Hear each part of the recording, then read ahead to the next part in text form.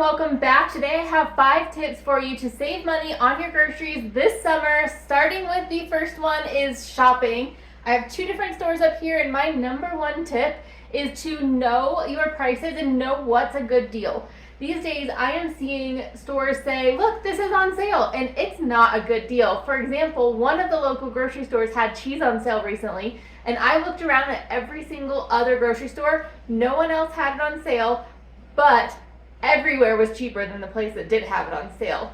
So know your prices in your area for what's a good deal and what's not. For example, in my area, if I can get boneless, skinless chicken breasts or chicken thighs for $1.99 or under, that's a great deal. $1.99 used to be the standard that I could get it at, but now if I can get it at that, amazing. Also, pastas, 99 cents, that's what I'm looking for. A lot of stores will have them on sale for $1.49, and that's just not a good deal, even though it says on sale. So it's definitely important to know the prices in your area, to know if you're getting a good deal or not, and that includes shopping around, and the easiest way to do this is to just look online. So I will be looking either on my phone or the computer, and I'll look at the items and see how much it is at different stores. I'll be watching the sales, so that way I know when they go on sale and what the good price is.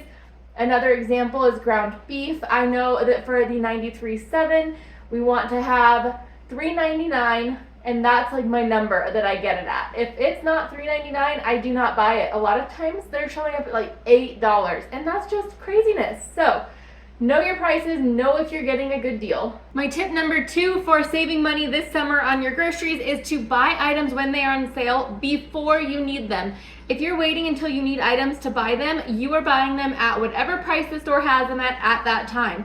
By buying them a little bit earlier, you can get yourself the best deal. Here's an example. These are some chicken burgers that I made. I will link that video for you if you haven't seen it.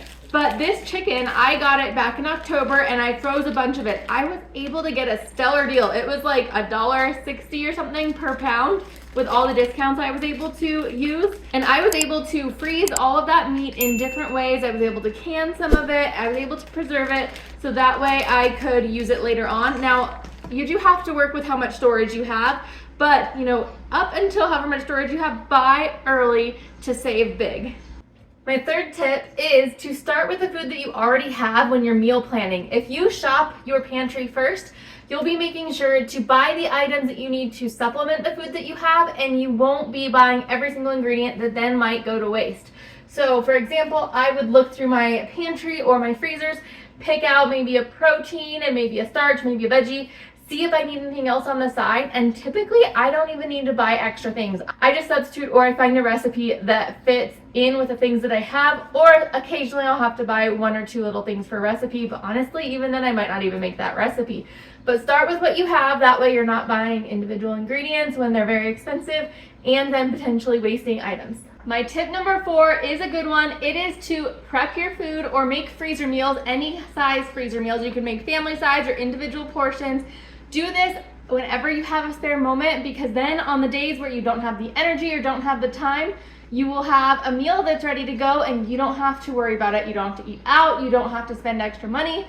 Save money by prepping a little bit ahead of time when you have the motivation, and it'll save you money in the long run. And tip number 5 is the last one, and it's to be mindful of your leftovers. Have a plan to use all of your leftovers or freeze them. That way you don't waste. Any wasted food is wasted money, and to save money, you want to use up all of the food.